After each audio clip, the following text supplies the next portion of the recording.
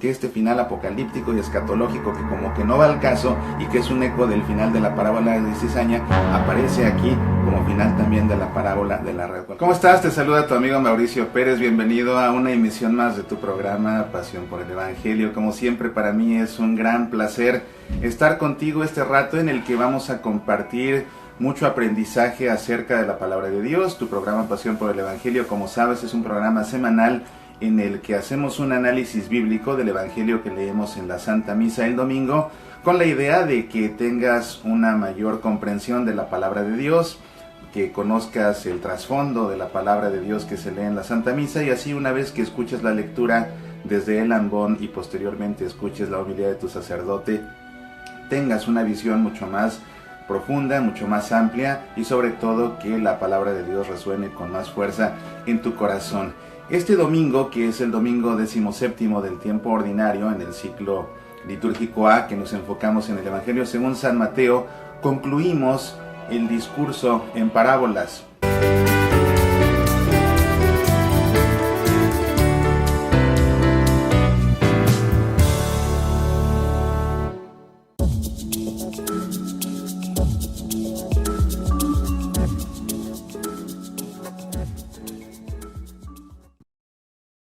Si estás viendo Pasión por el Evangelio es porque te interesa estudiar a fondo la Sagrada Escritura. Es la razón por la que te invito a que descargues el video de mi conferencia Métodos de Interpretación Bíblica en la Iglesia Católica. En esta conferencia damos un recorrido por diferentes métodos de exégesis bíblica empleados en la Iglesia Católica, tales como el método histórico crítico, la influencia de los textos, la lectura canónica, el análisis semiótico, el análisis narrativo, el análisis psicológico, el análisis retórico y otros más.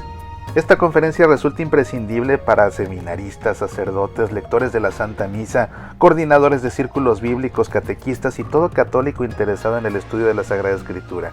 Descarga el video en semillasparalavida.org. Medita, aprende, apasionate por nuestra fe. Concluimos el discurso en parábolas. Mateo el Evangelista hizo una compilación de 7 de las parábolas de Jesús, son las que presenta en su Evangelio. Hay algunas parábolas que no aparecen en el Evangelio según San Mateo, pero que aparecen en otros. Pensemos, por ejemplo, en el Evangelio según San Lucas, la parábola del hijo pródigo o la parábola del buen samaritano, son propias de Lucas únicamente. En el caso de Mateo, lo que hizo fue escoger 7 parábolas de todas las que le oyó a Jesús predicar a lo largo de su vida pública y compilarlas, presentarlas todas juntas para que así cuando el texto quedara finalmente redactado sirviera esto de manera catequética para que se pudiera los discípulos cristianos familiarizar con estas parábolas. Son 7, el número 7 para los hebreos simbolizaba la plenitud, de manera que al escoger deliberadamente 7, Mateo quiere decir estas 7 parábolas enseñan por completo en qué consiste el reino de Dios. Son parábolas que ya hemos estado leyendo en los 2 domingos anteriores y que en esta ocasión concluimos. Todo este discurso en parábolas lo encuentras en el capítulo 13 del Evangelio según San Mateo, y las 7 parábolas son, como ya habrás visto si pusiste atención en la Santa Misa, la parábola del sembrador, la parábola de la cizaña, la parábola del grano de mostaza, la parábola de la levadura, y en esta ocasión, en este último domingo que comprende las parábolas, veremos la parábola del tesoro escondido, la parábola de la perla fina y la parábola de la red. Así que te propongo que iniciemos como siempre leyendo primero el Evangelio para posteriormente hacer nuestro análisis bíblico y terminar, como ya es costumbre, con un momento de oración. Así te invito primero que nada a que nos pongamos en presencia del Padre y del Hijo y del Espíritu Santo. Amén. El Evangelio dice lo siguiente: Jesús dijo a la multitud: el reino de los cielos se parece a un tesoro escondido en un campo. Un hombre lo encuentra, lo vuelve a esconder y lleno de alegría vende todo lo que posee y compra el campo. El reino de los cielos se parece también a un negociante que se dedicaba a buscar perlas finas y al encontrar una de gran valor fue a vender todo lo que tenía y la compró. El reino de los cielos se parece también a una red que se echa al mar y recoge toda clase de peces. Cuando está llena, los pescadores la sacan a la orilla y sentándose, recogen lo bueno en canastas y tiran lo que no sirve. Así sucederá al fin del mundo. Vendrán los ángeles y separarán a los malos de entre los justos para arrojarlos en el horno ardiente. Allí habrá llanto y rechinar de dientes. ¿Comprendieron todo esto? Sí, le respondieron. Entonces agregó: todo escriba convertido en discípulo del reino de los cielos se parece a un dueño de casa que saca de sus reservas lo nuevo y lo viejo. Esta es la lectura del Evangelio. Como ves, las 3 últimas parábolas de estas 7 que seleccionó Mateo y que compiló en su Evangelio. ¿Qué podemos decir de ellas? Como ves, son parábolas claramente que se refieren al reino de los cielos. Esa es la temática que ha escogido Mateo en sus parábolas. Hay otras parábolas que se refieren a la misericordia, como aquellas que te comenté al principio que presenta Lucas, la parábola del hijo pródigo, la parábola del buen samaritano. En este caso son parábolas que nos hablan acerca del reino de los cielos. Y como te he explicado en las emisiones anteriores, enseñar en parábolas era una costumbre más bien de los escribas que de los rabinos. Jesús era un rabino, así lo reconocían sus discípulos, le decían rabí, lo veían como un maestro. Jesús no era un escriba, sin embargo, a lo largo de su enseñanza, Jesús también echó mano a este recurso de las parábolas. Aquí en el Evangelio según San Mateo, cuando los discípulos ven que comienza a predicar en parábolas, se sorprenden porque saben que Jesús no es un escriba y de ahí que le preguntan: ¿por qué enseñas en parábolas? Estas parábolas son situaciones ficticias, pero basadas en la vida real, basadas en situaciones reales, y tienen el propósito de dar una enseñanza detrás de algo un poquito misterioso, porque no son enseñanzas directas, sino que son enseñanzas a través de una historia que se tiene que interpretar. Esto fuerza a que los discípulos tengan que poner atención, los fuerza a reflexionar, los fuerza a involucrarse incluso con la historia y así sacar mejor provecho de ella, los fuerza incluso en determinado momento a preguntarle a su maestro cuál es el significado de la parábola o de alguna parte de la misma, lo que acaba por convertir la parábola en una experiencia de aprendizaje mucho más profunda. Pero también al mismo tiempo, por esta razón de que se trata de historias que necesitan ser interpretadas y no de enseñanzas directas, es que hay personas a las que les cuesta trabajo entenderlas y habrá personas a las que incluso les resultará imposible comprender su mensaje. Y es algo que también quiere Jesús. Jesús, como ya explicamos hace 2 emisiones, comenzaba a sentir un poco de disgusto de que por más que enseñaba, por más milagros que hacía, había muchos que se rehusaban a aceptar su mensaje. Y de ahí que comience a predicar en parábolas, precisamente para que solo aquellos que tengan el corazón abierto, solo aquellos que tengan los oídos verdaderamente dispuestos, puedan comprender lo que está diciendo.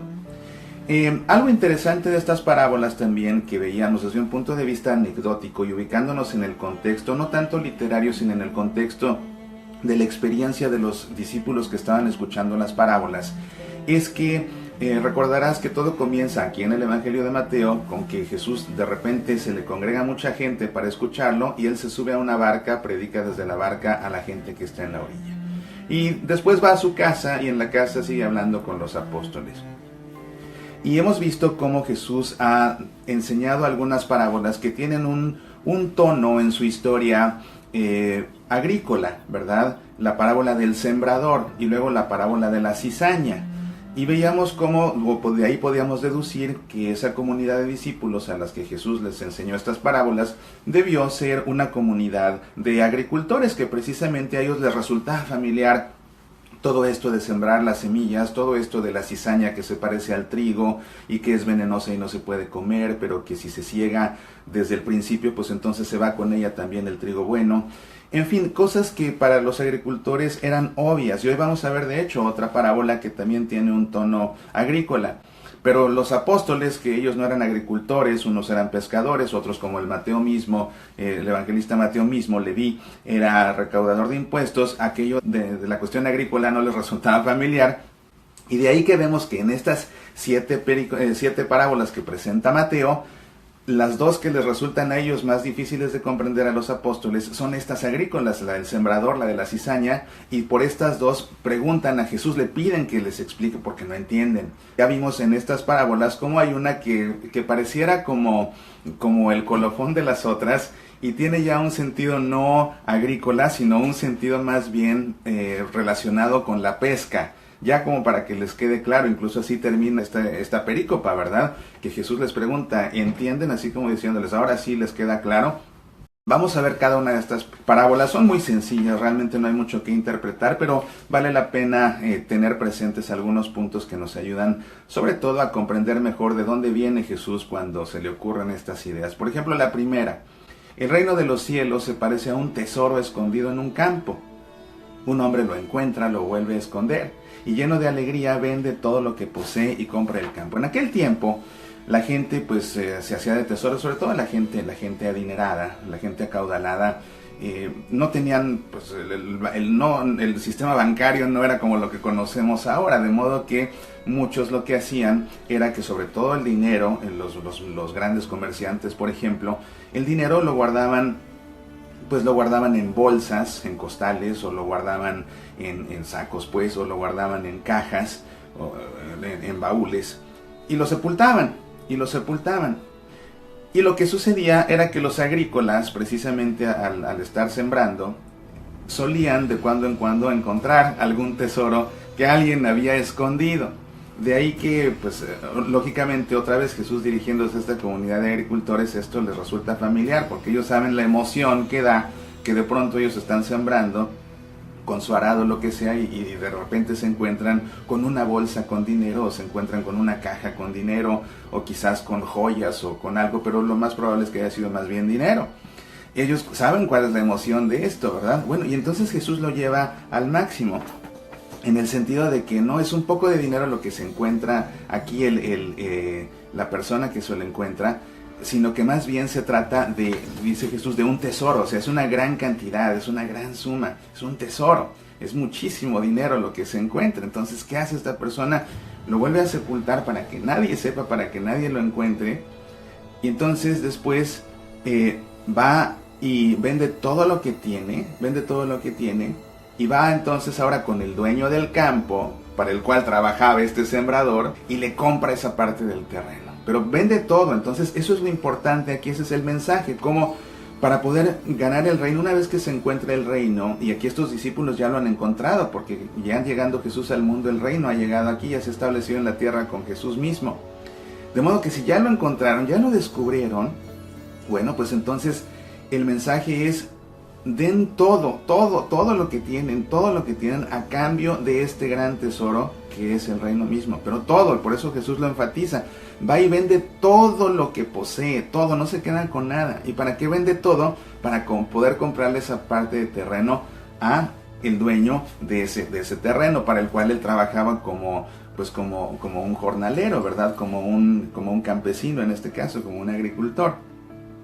Lógicamente que para una comunidad de agricultores que entienden esto, pues ellos saben que su situación económica como agricultores pues no es la más privilegiada. Los dueños de los campos sí, pero los trabajadores, los jornaleros no. Entonces aquí vemos también una contraposición y Jesús quiere dejarlo claro, quiere establecerlo así, y también en la siguiente lo vamos a ver, de este contraste entre la pobreza y la riqueza. No tanto material, en la historia pues es material, ¿verdad? Una persona pobre que trabaja arando un campo y que de repente se encuentra un tesoro y se vuelve millonaria. En este caso más bien, pues ya a nivel espiritual, entendiendo la parábola, el mensaje de la parábola, pues es esa gran riqueza que se recibe después de la pobreza humana. Alguien que vive en la pobreza humana, alguien que vive en la miseria humana, alguien que es presa de sus propias miserias y que de pronto encuentra este gran tesoro que es el reino de los cielos, pues lo que tiene que hacer es ir a deshacerse de todo lo que tiene para poder comprar este gran tesoro que es el reino de los cielos. Después, la segunda parábola dice: el reino de los cielos se parece también a un negociante que se dedicaba a buscar perlas finas, y al encontrar una de gran valor fue a vender todo lo que tenía y la compró. Aquí ya no se trata de una cuestión agrícola, se trata más bien de un comerciante, alguien que se dedica a los negocios. Probablemente el que hubiera entendido de esto más, a lo mejor de entre los apóstoles que estaban ahí, pues era Mateo, él como recaudador de impuestos y que calculaba cuánto había que pagar de impuesto a los romanos en función de los ingresos y todo eso, que estaba acostumbrado a tratar con mercaderes y comerciantes y todo esto. Bueno, pues gente ahora de este otro giro, de este otro estilo de vida, pues comprenden este mensaje. Las perlas en aquel tiempo pues eran muy preciadas, al igual que son preciadas ahora. En ese tiempo, en aquella región, en los tiempos de Jesús, las perlas se conseguían en el Mar Rojo, se conseguían en el Mar Índico, se conseguían también en el Golfo Pérsico, y pues mientras más lejanas, más valían también, y mientras mayor su tamaño, más valían también. Y aquí se trata precisamente de esto, ¿verdad? De un comerciante que, fíjate, no va y pesca y se encuentra la ostra. No es una historia para pescadores, aquí es una historia para comerciantes. Porque incluso eso dice, se dedicaba a buscar perlas finas y al encontrar una de gran valor, otra vez va y vende todo lo que tiene para comprarlo. Y el mensaje es el mismo, es vender todo lo que tiene, todo lo que tiene. Y aquí puedes ver cómo incluso suena repetitivo el mensaje de Jesús, ¿verdad? En el caso del que se encuentra el tesoro en el campo, va y vende todo lo que tiene. Y después aquí, alguien que encuentra una perla finísima, va y vende todo lo que tiene. Donde vender todo lo que tiene es incluso vender las perlas que ya tenía. Va y vende todas esas perlas que tenían gran valor para hacerse algo del mayor valor todavía. Pero como que es repetitivo este mensaje del va y vende todo y va y vende todo. Nuevamente, Jesús no se iba a sentar a repetir una y otra vez lo mismo, no. Así lo compiló Mateo para agrupar estas 7 parábolas. Pero son parábolas que en realidad Jesús predicó a lo largo de su vida. Es algo que hacían los evangelistas. Ellos querían que sus libros fueran una especie de libro de texto. Tenían un propósito catequético. Y para poder catequizar hay que sistematizar. No se puede, o sea, un conjunto de enseñanzas todas revueltas cuesta trabajo de aprender. En cambio, cuando están agrupadas es más fácil asimilarlas. Fue lo mismo que hizo Mateo allá antes, al principio del Evangelio, en el Sermón del Monte. Ya te he contado, busca las emisiones anteriores de Pasión por el Evangelio, ya te he contado cómo lo que hizo Mateo fue compilar las enseñanzas más importantes que oyó de Jesús a lo largo de toda su vida pública, y todas las compiló y las puso en una sola escena en la cima de un monte por propósitos teológicos, para que Jesús hablara desde la cima de un monte, lo más cercano al cielo que existe. Es en el monte desde donde habla Dios, así le da a Jesús máxima autoridad precisamente para pronunciar sus máximas enseñanzas. En este otro caso, pues compila las parábolas y las pone todas juntas, de ahí que comiencen a sonar las ideas un tanto cuanto repetitivas. Y eso lo vamos a ver en esta última, pero tendrás que recordar la parábola de la semana pasada, que fue la de la cizaña. Porque esta otra parábola termina de la misma manera, y incluso como que de una manera un poco forzada. Su final es un poco forzado porque no va mucho al caso. Vamos a ver por qué. El reino de los cielos se parece también a una red que se echa al mar y recoge toda clase de peces. Cuando está llena, los pescadores la sacan a la orilla y, sentándose, recogen lo bueno en canastas y tiran lo que no sirve. Yo te decía que a lo mejor esta parábola ya fue dirigida a los apóstoles para que ahora sí entendieran, aquellos que eran pescadores. Porque era lo que les pasaba a ellos. Ellos pescaban y no se quedaban con todo lo que pescaban. Su tarea de pesca no terminaba con la pesca. Claro, el último paso era vender el pescado. Pero después de pescar, pues el siguiente paso era separar. ¿Separar qué? Separar lo bueno de lo malo. ¿Y qué era lo bueno de lo malo? Pues lo que se podía vender de lo que no se podía vender. ¿Y qué es lo que se podía vender y lo que no se podía vender? Esto estaba en función de lo que se podía consumir y de lo que no se podía consumir. ¿Y de qué dependía que lo que se pescaba se pudiera consumir o no se debiera consumir?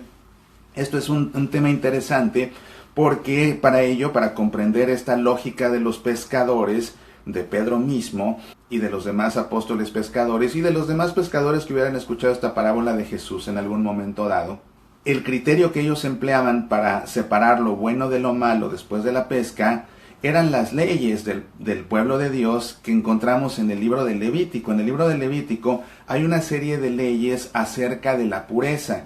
Y dentro de esas leyes acerca de la pureza encontramos una ley específica precisamente para el pescado y los mariscos. Y esta la encuentras en el capítulo 11 del libro de Levítico, y dice así: de entre todos los animales que viven en las aguas podréis comer estos.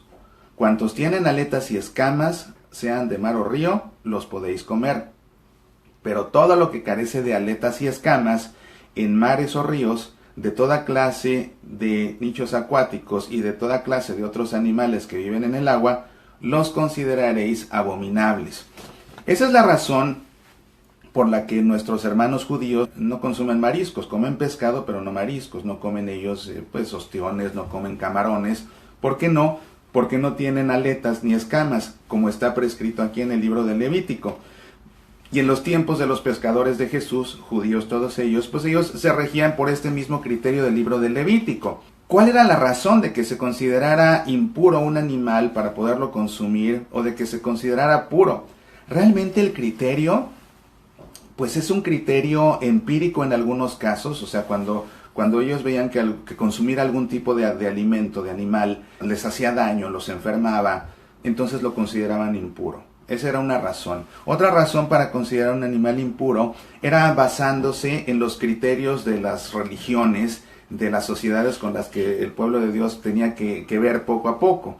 Entonces, cuando ellos veían que alguna cultura consideraba sagrado cierto tipo de animal, entonces ellos lo despreciaban como sacrílego, lo despreciaban como abominable, precisamente para no ellos comer algo que otras culturas consideraran religioso o que consideraran sagrado. Entonces, eran esos sus criterios.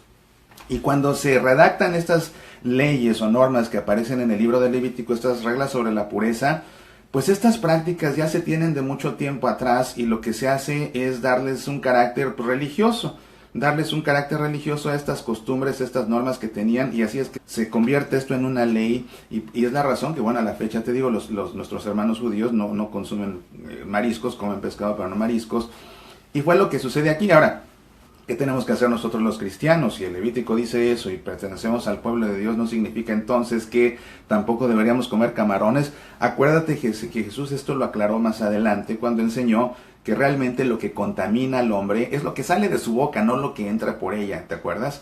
Entonces puedes estar tranquilo. Ahora, bajo este criterio, pues, es que estos pescadores separaban lo bueno de lo malo. Y así a un pescador le queda claro esta parábola porque es lo que hacía, él separaba lo bueno de lo malo. Pero fíjate cómo lo bueno de lo malo, al separar los pescadores, y esto es importantísimo y por eso te leí la norma del Levítico, para los pescadores judíos hacer esta discriminación entre lo bueno y lo malo no es tanto entre lo comestible y lo no comestible y lo vendible y lo no vendible, en función de que fueran comestibles o no, sino que era un criterio religioso, ¿te das cuenta? Lo que estoy descartando como malo no lo voy a poder vender porque no se lo van a comer por una motivación religiosa, de modo que esa discriminación entre lo bueno y lo malo acababa incluso por ser una especie de decisión moral. Otra vez, lo bueno y lo malo, ¿ves? Lo bueno y lo malo. Y es lo que hacen ellos, hacen esa separación basándose en un criterio religioso de lo bueno y de lo malo, de lo que agrada a Dios y de lo que lo desagrada. En este caso, los pescados contra los mariscos, ¿ves?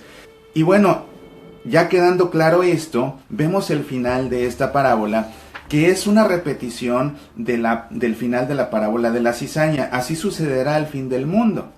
Vendrán los ángeles y separarán a los malos de entre los justos para arrojarlos en el horno ardiente. Allí habrá llanto y rechinar de dientes.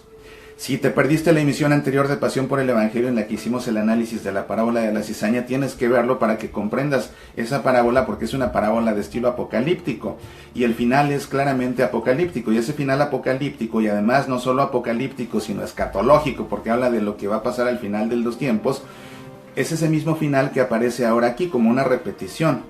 Y bueno, pues vemos nuevamente cómo emplea esos mismos símbolos apocalípticos que se emplearon anteriormente en la de la cizaña y que venían de los apocalipsis o del apocalipsis de Daniel, que fue el que inició todo esto del estilo literario apocalíptico. Ve por favor la emisión anterior para que veas toda la explicación que di al respecto, con muchísimo más detalle que lo que ahora ya simplemente menciono a manera de repaso.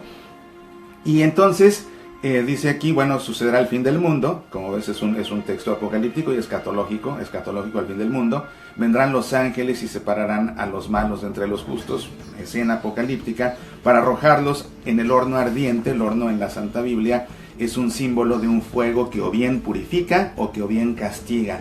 En este caso no se trata de un fuego que purifica, sino de un fuego que castiga, porque Jesús termina diciendo: en ese fuego, en ese horno ardiente, habrá llanto y rechinar de dientes, nuevamente símbolos apocalípticos.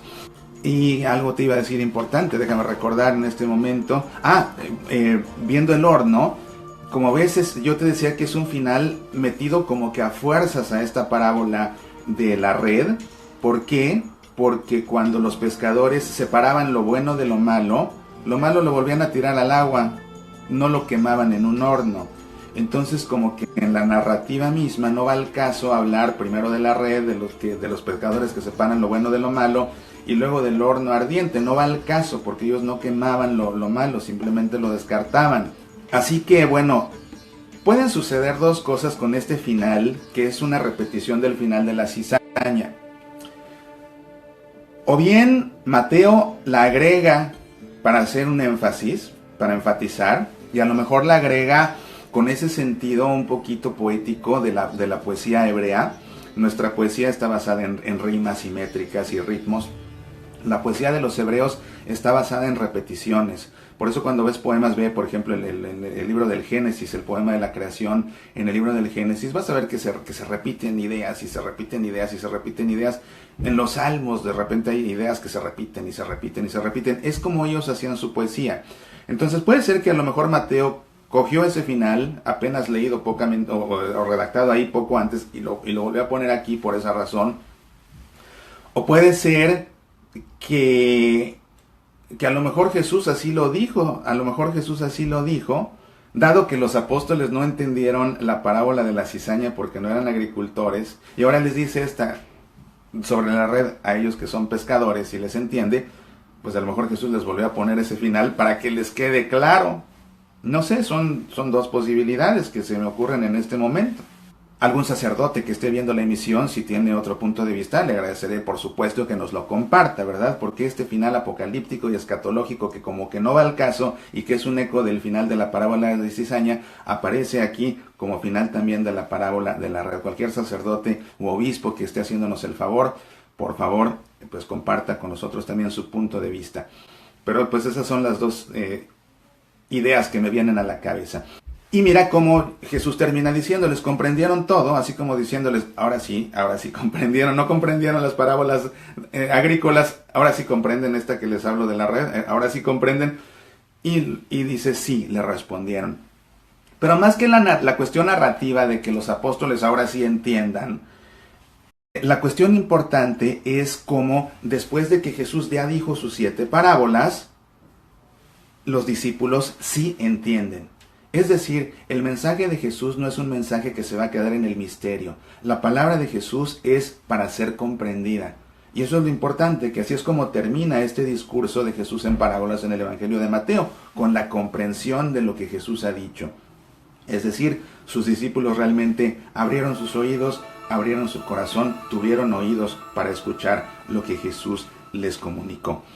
Y así termina entonces el texto diciendo, entonces agregó, todo escriba convertido en discípulo del reino de los cielos se parece a un dueño de casa que saca de sus reservas lo nuevo y lo viejo. Yo te decía que el estilo de enseñar en parábolas era propio de los escribas, y después de este discurso del rey sobre el reino en parábolas, Jesús dice, entonces agregó, todo escriba convertido en discípulo del reino de los cielos se parece a un dueño de casa que saca de sus reservas lo nuevo y lo viejo. Pues aquí tienes, este es el análisis del texto del Evangelio que leemos este 17º domingo del tiempo ordinario en este ciclo litúrgico A.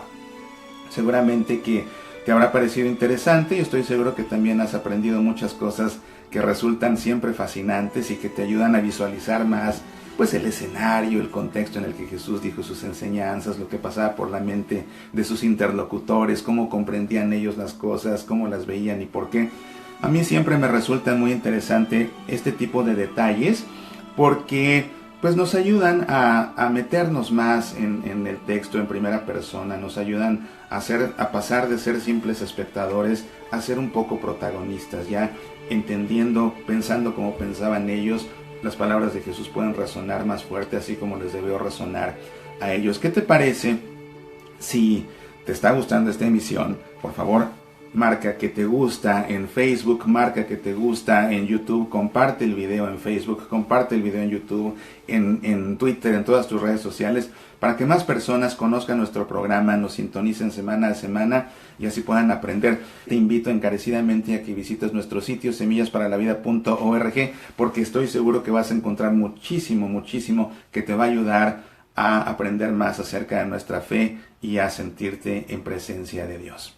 Como es costumbre, te propongo que concluyamos nuestra emisión de hoy reflexionando sobre todo lo que hemos leído y guardándolo en nuestro corazón y desde ahí dirigiéndonos al Señor en un momento de oración. Para eso te invito a que por un instante cierres tus ojos, pongas tu mano sobre tu corazón y en tu interior hagas eco a estas palabras. Señor Jesús, me dicen que hace un tiempo te sembraron en mi corazón y no te encuentro. Pregonan que en el cielo te encuentras y cuando levanto la vista no te alcanzo. Me repiten que en los destrozos del mundo es donde especialmente sales a su lado y no llego a percibir tu presencia. ¿Dónde estás, Señor? ¿Qué tengo que vender para poder comprarte? ¿Qué tengo que dejar para poder conseguirte? ¿Qué parte de mi hacienda he de regalar para que tú seas la definitiva riqueza y valor de mi vida? No me contestes, Señor. Mis ojos no te ven porque andan distraídos, porque prefieren verse seducidos por el gran capital que el mundo ofrece. Mis manos disfrutan mucho más cuando acarician los lingotes del oro del bienestar, de lo que cuenta y vale en la sociedad, del prestigio, del dinero, del buen nombre y la buena vida sin mínimo esfuerzo. No me contestes, Señor, porque demasiados bien sé dónde se encuentra tu tesoro. En el silencio que tanto hiere porque tanto me dice. En la humildad donde la pequeñez tanto me asusta. En la sinceridad que me convierte en blanco de todos los dardos. Ayúdame, oh Cristo, a no perder el campo de tu tesoro. La fe es llave para poder amarte y descubrirte. El amor que es bono seguro que cotiza en el cielo. Mi perfección para no convertirme en algo vulgar y solitario. No me contestes, Señor. Soy yo, quien hoy más que nunca necesita buscarte por mí mismo y ponerte en el lugar que te corresponde, en el centro de toda mi vida. Amén. En el nombre del Padre, y del Hijo, y del Espíritu Santo. Amén. Te agradezco mucho tu compañía. He pasado un rato formidable compartiendo contigo tanta grandeza acerca de la palabra de Dios. Y recuerda que tenemos una cita todos los días en nuestro programa de radio Semillas para la Vida y una cita también el próximo fin de semana para seguir profundizando acerca de la palabra de Dios. Como te dije en la emisión anterior, si te gustaría invitarme a tu parroquia para que en tu parroquia o en tu grupo apostólico hiciera una sesión como esta de Pasión por el Evangelio, pero en vivo y más extensa y más profunda, por favor, a través de nuestro sitio semillasparalavida.org, envíame un mensaje. Ya me están invitando. Por favor, no te quedes tú también sin esta gran oportunidad. Ponte en contacto conmigo a través de este sitio semillasparalavida.org. Pues aquí nos vemos la próxima semana. Te deseo que tengas una semana llena de bendiciones y sobre todo te deseo que Dios bendice a sus hijos a través de sus propios hijos. Así que sé tú mismo una bendición de Dios para los demás. Apasionate por nuestra fe. A la Mesa del Señor, comprendiendo la Santa Misa, una conferencia en la que te explico paso a paso todo lo que hacemos en la Santa Misa, con un detalle que todas las personas que han asistido a esta conferencia en vivo o a través de internet están de acuerdo en afirmar que nunca participar en la Santa Misa ha vuelto a ser igual. Descarga el audio o el video de esta conferencia en el sitio semillasparalavida.org. Medita, aprende, apasionate por nuestra fe.